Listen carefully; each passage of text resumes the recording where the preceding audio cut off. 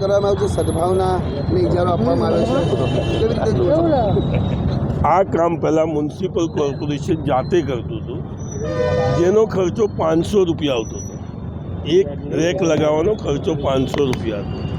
આજે છેલ્લા 2 વર્ષથી ભારતીય જનતા પાર્ટી જે વીએમસીમાં બેઠી છે, પૈસા કમાવાના નુસ્ખા શોધી નાખે છે.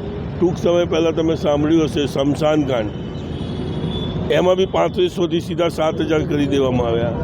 આવી જ રીતે પૈસા કમાવા માટે સદભાવના એક કોન્ટ્રાક્ટ આપેલો છે, જે 500ની જગ્યાએ 2500 રૂપિયા, 2500 રૂપિયામાં ફક્ત જે વસ્તુ 500માં થતી હતી હવે 2500માં થાય છે.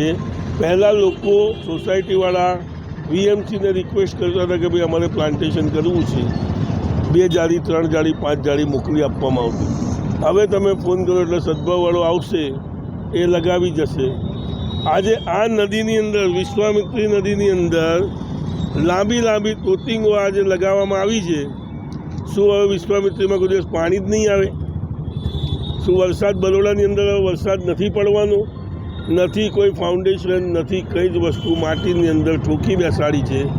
જે દિવસ અહીંયા 5 ફૂટ કે 7 ફૂટ પાણી આવશે, આ બધી જારીઓ આપણને દરિયામાં દેખાશે. તો આ રૂપિયા કમાવાની મિલીભગત જે ભારતીય જનતા પાર્ટીના વીએમસીવાળાઓએ સદભાવ સાથે કરી છે. સદભાવના એક કંપની છે, જેણે ઘણા મોટા મોટા કોન્ટ્રાક્ટો કરેલા છે. અમદાવાદનો રિંગ રોડ બી એને બનાવ્યો છે, અને છેલ્લા ઘણા સમયથી આખા ગુજરાતની અંદર પ્લાન્ટેશનનું કામ સદભાવના કરી રહી છે. મોટા મોટા બિલો મુકાય છે, પૈસા ચૂકવાય છે, અને પછીથી એ બધા જે આ જાડી ચામડીના નેતાઓ છે અંદરો અંદર વેચણીઓ કરે છે. આ લઈ આજે આપના માધ્યમથી હું જણાવવા માગું છું કે વીએમસીના દરેક કૌભાંડો આ જ રીતે ખુલ્લા પડશે, અને પબ્લિકને બી આ જાણવાની જરૂર છે કે આપણા ટેક્સના રૂપિયા કઈ રીતે પોતાના ખિસ્સામાં એ લોકો નાખી રહ્યા છે. ખોટી રીતે ગોળ ફેરવી પૈસા તો એમના ખિસ્સામાં જ જાય છે.